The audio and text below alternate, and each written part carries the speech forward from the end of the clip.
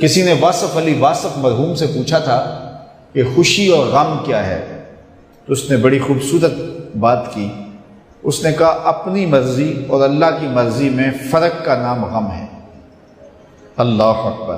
اور اپنی مرضی کو اللہ کی مرضی میں فنا کر دینا، اس کو خوشی کہتے ہیں۔ جو اللہ چاہتا ہے ہوتا وہی ہے۔ بندہ چاہتا ہے کہ یہ ہو، اللہ چاہتا ہے کہ یہ نہیں، یہ ہو تو ہوگا وہی جو رب چاہے گا۔ تو پھر نتیجہ کیا ہوگا؟ بندہ چاہے گا جو میں چاہ رہا ہوں، کہے گا جو میں چاہ رہا ہوں وہ ہوا نہیں، بندہ دکھی ہو جائے گا۔ لیکن اگر وہ اپنی خواہشات کو، اپنی آرزوؤں کو رب کی رضا میں گم کر دے گا تو پھر جو ہے وہ اسے حقیقی مسرت و خوشی نصیب ہو جائے گی۔ تو استغنا کی دولت یہ حیات طیبہ کا روپ ہے۔ تو حضرت امام قرطبی لکھتے ہیں کہ فَلَنُحْيِيَنَّهُ حَيَاةً طیبہ کا معنی ہے کہ استغنا کی دولت مل جائے، اور یہ دولت اللہ تعالیٰ اپنے بندوں کو دیتا ہے اعمال صالحہ کے نتیجے میں۔ راوی کا کنارہ ہے، ایک فقیر ریت کے اوپر بیٹھا ہوا ہے، شاہ جہاں وہاں سے گزرا اور فقیر نے التفات نہیں کیا۔ بادشاہ کے ساتھ خدام تھے، زرق برق پوشاکوں میں ملبوس نوکر تھے، پورے شاہی تم طراق کے ساتھ جا رہا تھا۔ تو فقیر نے التفات ہی نہیں کیا، توجہ ہی نہیں دی۔ بادشاہ کے دل میں بڑی بات آئی، وہ آ گیا فقیر کے پاس، رک گیا اور کہا کہ ایک بات تو بتاؤ، زندگی کیسے گزر رہی ہے؟ فقیر نے مسکرا کے کہا کچھ تیرے جیسی گزر رہی ہے، کچھ تیرے سے بہتر گزر رہی ہے۔ بادشاہ سمجھا کہ یہ مجھے پہچانتا نہیں ہے کہ میں کون ہوں، میری شخصیت کیا ہے، اسے کیا پتہ تخت و تاج کی زندگی کے کیا مزے ہیں، شاہی محلات کی آسودگیوں کا اسے کیا علم ہے۔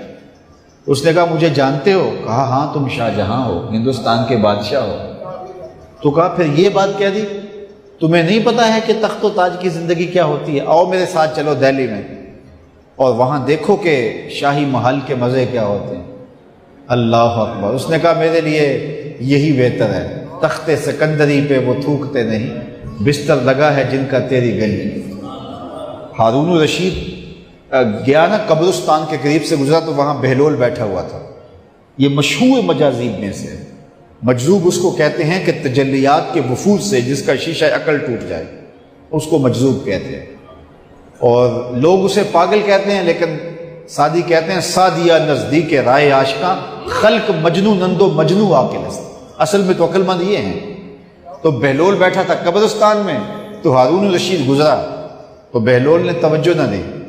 تو ہارون الرشید نے چاہا کہ میں اس کو دکھاؤں کہ میں محل کیا ہوتے ہیں، تخت و تاج کیا ہوتے ہیں۔ اس نے دعوت دی، بہلول آؤ نا ذرا بغداد میں، شہر کی رونقیں دیکھو، محلات کی زندگی دیکھو۔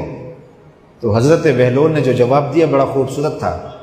کہا شہر والے سارے ادھر آ رہے ہیں، میں شہر کیا لینے جاؤں؟ تم مجھے شہر بلا رہے ہو اور شہر والے سارے روز ادھر آ رہے ہیں، تم کندھوں پہ اٹھا کے روز انہیں ادھر لاتے ہو اور میں شہر چلا جاؤں؟ تو بادشاہ کی بولتی بند ہو گئی۔ تو کہا کہ بتاؤ یہ تم نے جو کہا کہ کچھ زندگی تمہارے جیسی گزر رہی ہے، کچھ تم سے بہتر گزر رہی ہے، یہ بات میری سمجھ میں نہیں آئی۔ تو اس فقیر نے کہا کہ بادشاہ جب رات کو تم سوتے ہو تو پھولوں کی سیج پہ سوتے ہو نا، اور میں ریت پہ سوتا ہوں۔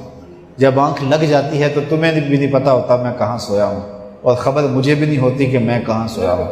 اس وقت تیری اور میری زندگی ایک جیسی گزر رہی ہوتی ہے، اور جب سحری کے لمحے ہوتے ہیں تم سو رہے ہوتے ہو، میں اٹھ کے مصلی بچھا لیتا ہوں، اور میری وہ زندگی تیری زندگی سے بہتر گزر رہی ہے۔ تو استغنا کی دولت اگر مل جائے فَلَنُحْيِيَنَّهُ حَيَاةً طَيِّبَةً، تو یہ ستھری اور پاکیزہ زندگی ہے۔ جو انسان اچھے عمل کرتا ہے اللہ اس کی طبیعت میں استغنا پیدا کر دیتا ہے۔ وہ للچائی ہوئی نظروں سے دنیا کو نہیں دیکھتا، اس کی نظر کے اندر ہرس کا پانی نہیں ہوتا، وہ خواہشات کا اسیر نہیں ہوتا، بلکہ اس کی زندگی طمانیت میں گزرتی ہے، وہ اللہ کی تقسیم پہ راضی ہو جاتا ہے۔ حضور نبی رحمت صلی اللہ علیہ وسلم کا ایک فرمان سنیے۔ حضور نے فرمایا انظروا الی ما اسفل منکم، حضور نے ارشاد فرمایا جو اپنے سے نیچے ہے اس کو دیکھو، تم سوکھے ہو جاؤ گے، دکھی نہیں ہوگے۔ اپنے اوپر دیکھو گے تو دکھی ہو جاؤ گے، میرے پاس یہ بھی نہیں ہے، میرے پاس یہ بھی نہیں ہے، میرے پاس یہ بھی نہیں ہے۔